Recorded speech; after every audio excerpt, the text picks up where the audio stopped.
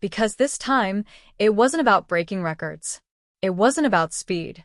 It wasn't about shocking engineers on a racetrack. This time, Maxwell was aiming at something far more dangerous to the industry: affordability. And that word scares corporations more than horsepower ever could. The workshop looked different that morning. No giant aero wings. No carbon fiber monster chassis. No experimental race tires. Instead, something smaller sat under the lights. Compact. Clean. Simple. Almost ordinary.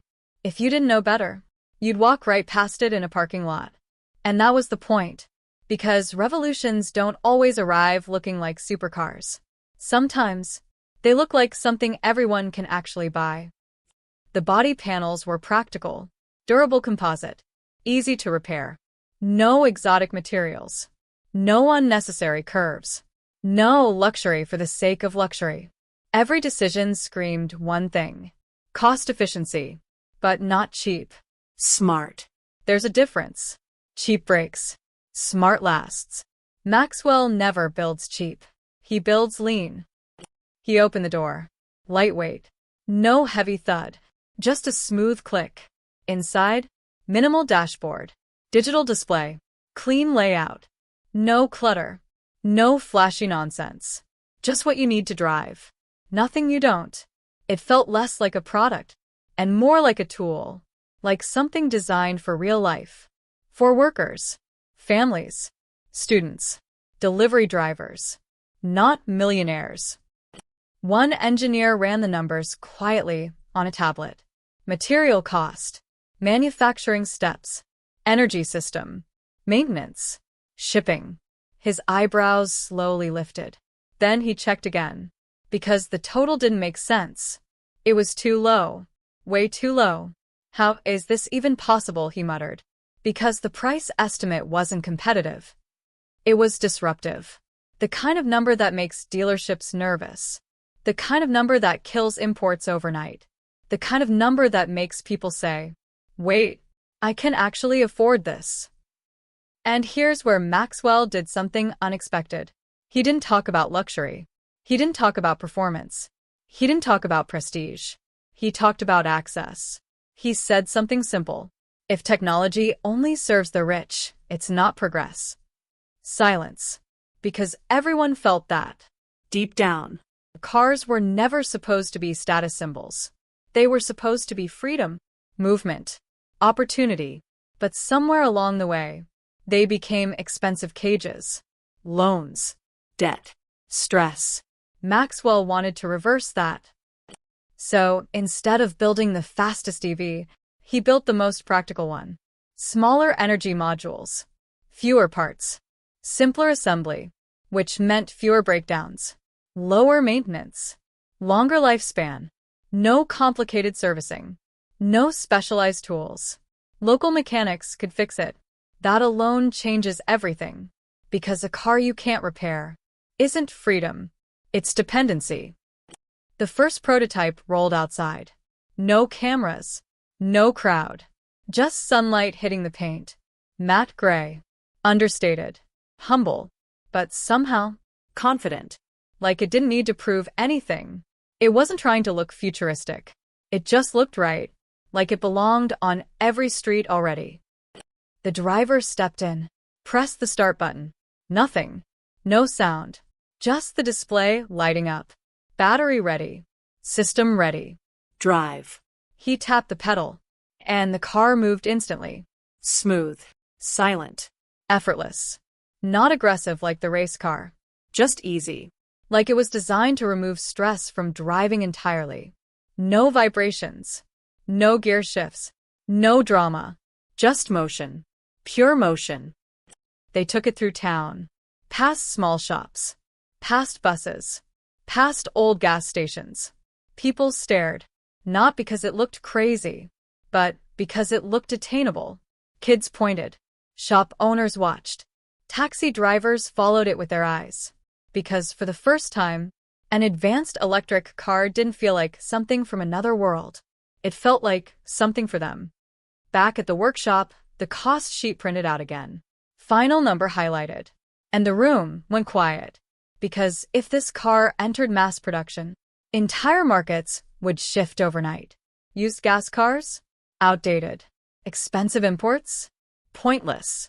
High fuel costs? Irrelevant. This wasn't just a car. It was economic pressure. On everything. And Maxwell just leaned against the table, arms crossed, watching the reactions. Same calm expression. Because to him, this wasn't revolutionary. It was logical. Of course technology should be cheaper. Of course it should last longer. Of course everyone should have access. The real question was, why hadn't anyone done it before? But what most people didn't realize was that this affordable car still carried pieces of the same philosophy as the race machine. Lightweight, ultra-efficient, low energy loss, which meant something interesting. It wasn't slow. Not at all. In fact, when the driver finally pressed the pedal all the way down on an open road, the little car surged forward harder than anyone expected, and the engineer in the passenger seat grabbed the dashboard in surprise. Because this wasn't supposed to feel this quick. This wasn't supposed to feel this alive. And yet the speedometer kept climbing faster than a car this cheap had any right to. And that's when they started realizing this might not just be the most affordable high-tech car ever built. It might secretly be something else entirely, something nobody saw coming. Not proud, not surprised, just that quiet, knowing look, like a teacher watching students finally understand the lesson. Because to him, performance and affordability were never opposites. That was just a myth the industry sold people. A story designed to justify high prices. Fast costs more. Advanced costs more. Technology costs more. But what if it didn't? What if it only costs more because it's built inefficiently? Because it's layered with branding, middlemen, complex parts that don't need to exist? What if you stripped all that away? What if you built a car the same way you build a smartphone? Lean. Smart. Mass-producible. Suddenly, expensive starts looking artificial. The road opened up ahead. Long stretch. Empty. Flat. The driver glanced over. You sure? Maxwell nodded once. Always that nod. Never speeches. Never hype. Just certainty. Pedal down. The response was instant. No delay. No gear hunting. No engine roar building up. Just pure torque. Right now. The car leapt forward, so suddenly the engineer laughed out loud. Not because it was funny. Because it was unexpected. This wasn't supposed to happen in a budget car. Budget cars are supposed to feel slow, heavy, lazy. But this thing? It moved like it had something to prove. Smooth but aggressive. Like a silent cat sprinting across the pavement. By 60 kilometers per hour, they were already ahead of traffic. By 100, the cabin was still dead quiet. No shaking. No stress. Just calm speed. Like the car was barely trying. And that's when it hit them. This wasn't cheap. This was optimized. There's a difference. Cheap removes quality. Optimized removes waste. Maxwell hadn't taken anything important out. He'd only removed what didn't matter. Hundreds of tiny decisions. Simpler mounts. Fewer bolts. Shared components. Shorter wiring paths. Lighter structure. Each saving a few dollars. A few grams. A few watts. Alone? Nothing. Together? Everything. Back at the workshop, they plugged it in. Not a massive industrial charger. Just a small, Standard outlet. the kind you'd find in any home. No special infrastructure. No expensive setup. The energy meter ticked slowly, barely sipping power. One engineer stared at the numbers and whispered, "That's it," because the consumption was ridiculously low. Lower than motorcycles. Lower than most appliances. This wasn't just an affordable car to buy. It was affordable to live with.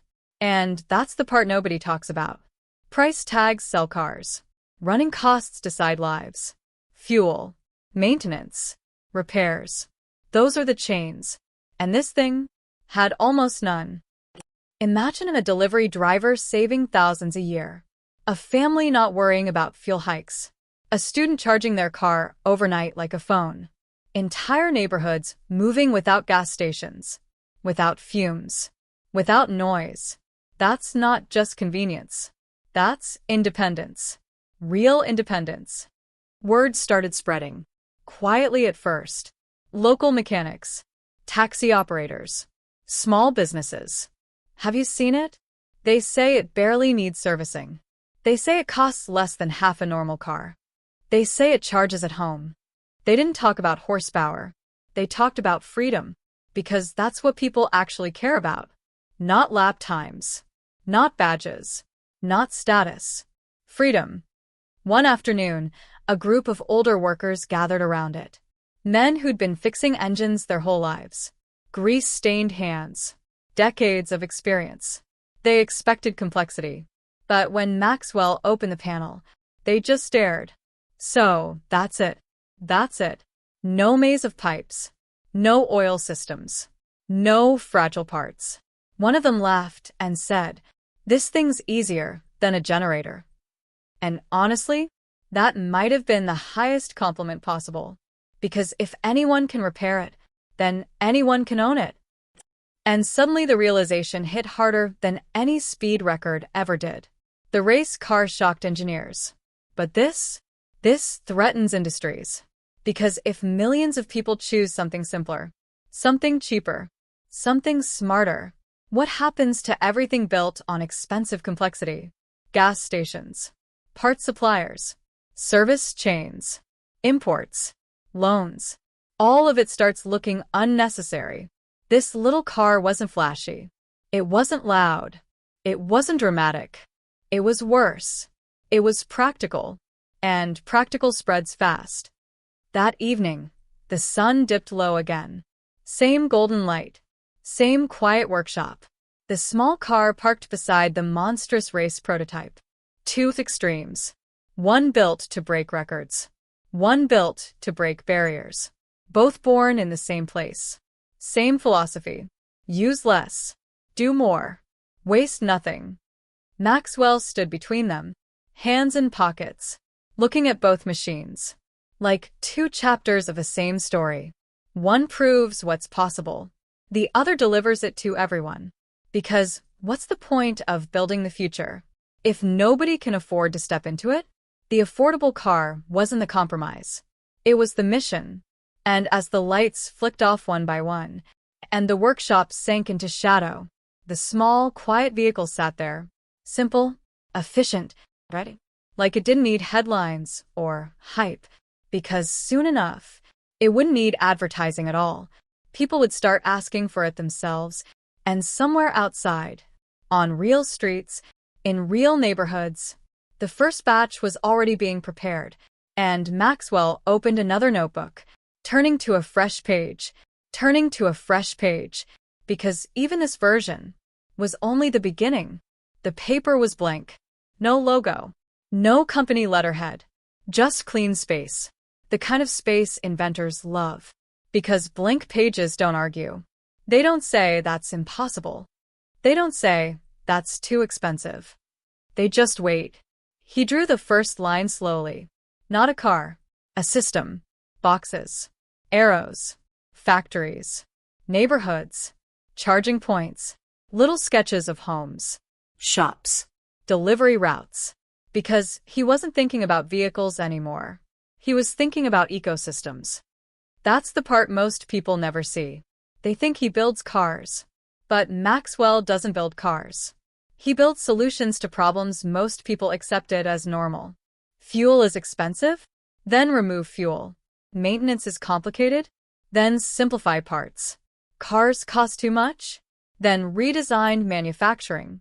Everyone else tweaks the surface. He questions the foundation. And when you question the foundation, entire industries shake. A few weeks later, the first pre-production units lined up outside the workshop. Not one. Not two. 10. Then 20. Then rows of them. All identical. Clean. Minimal. Ready. No luxury trims. No confusing options. Just one smart design. Because complexity slows scale. Simplicity multiplies it. And scale. That's where revolutions actually happen. early morning. Drivers arrived quietly. Taxi operators, small business owners, delivery riders, regular people, not influencers, not celebrities, just everyday folks. The people technology usually forgets. They walked around the cars slowly, touching the doors, peeking inside, almost cautious, like it might still be out of reach, like there must be a catch. There's always a catch, right? Too good to be true, too affordable, too practical. But there wasn't. No hidden fees, no complicated contracts, just keys. Simple, old-school keys. Because sometimes the future doesn't need drama. It just needs to work.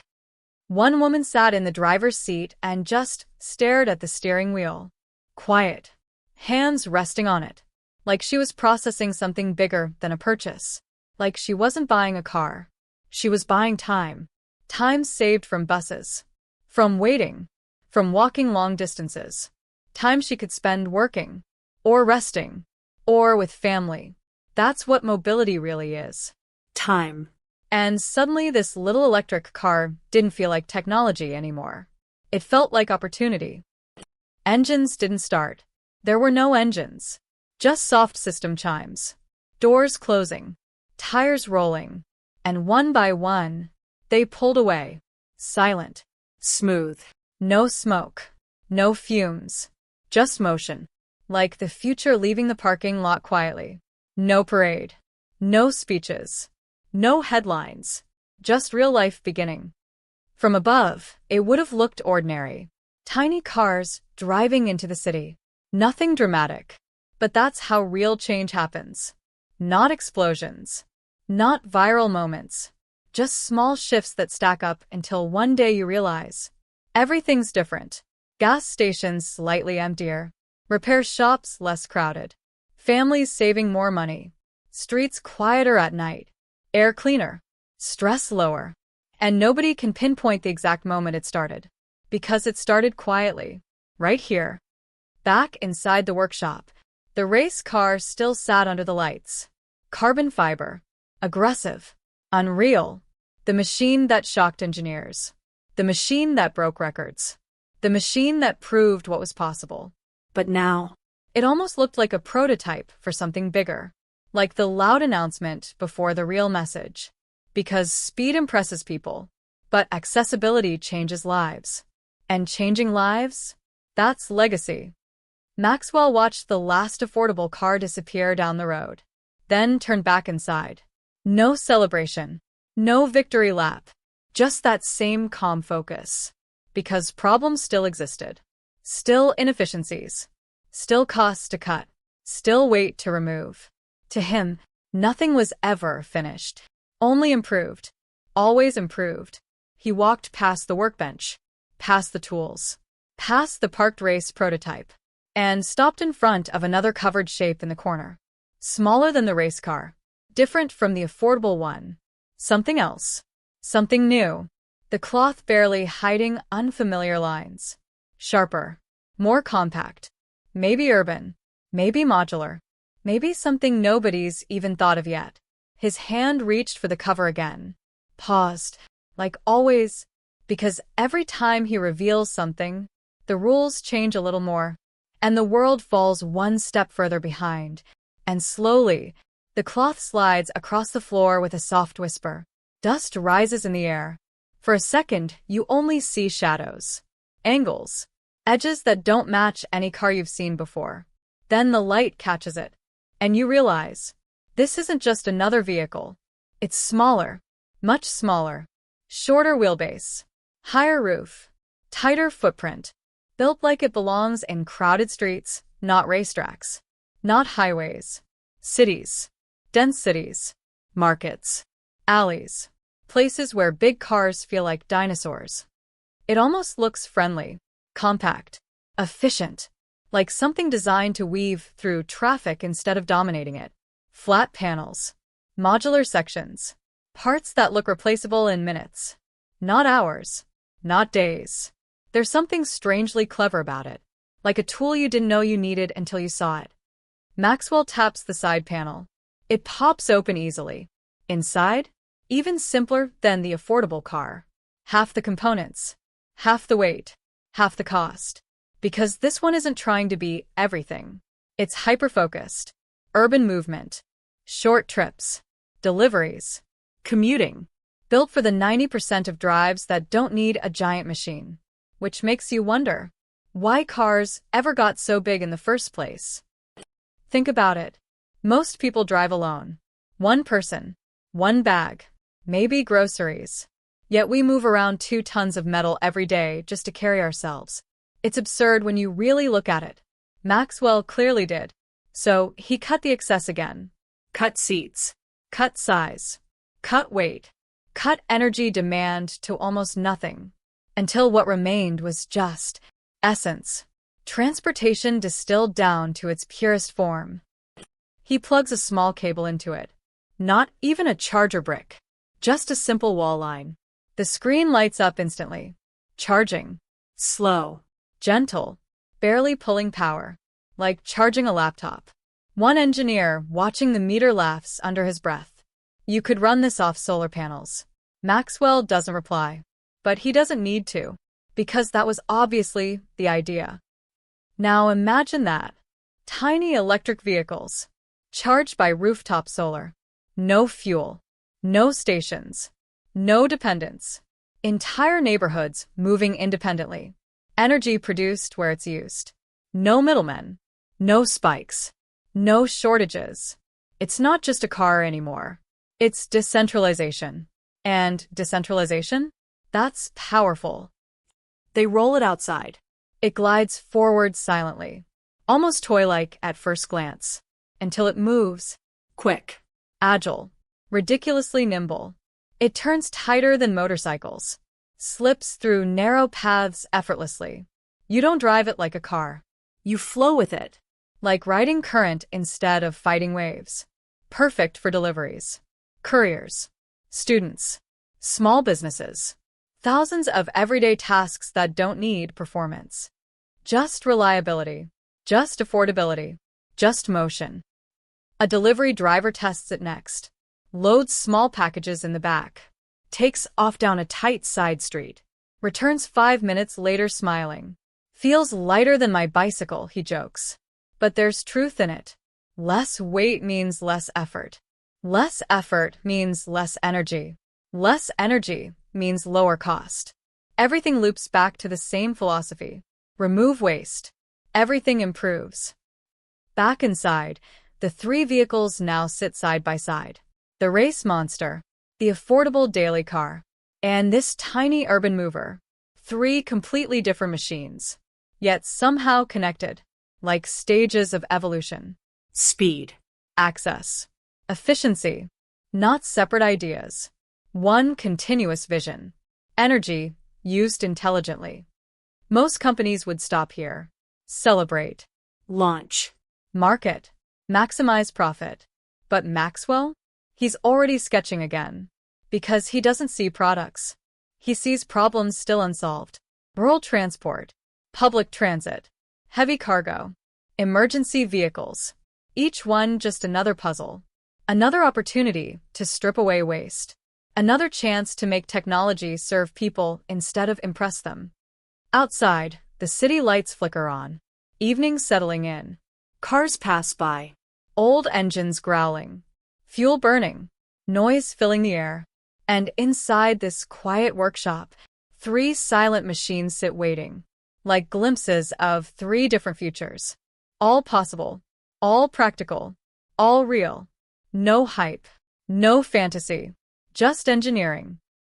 Maxwell steps back. Looks at them. Hands in pockets. Same calm expression. Because to him, this isn't innovation.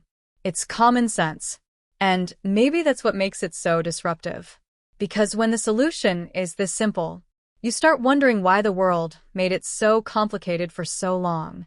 And as the camera slowly drifts upward, past the cars, past the scattered tools, past the half-finished sketches on the table, you notice one more blueprint underneath everything. Barely visible.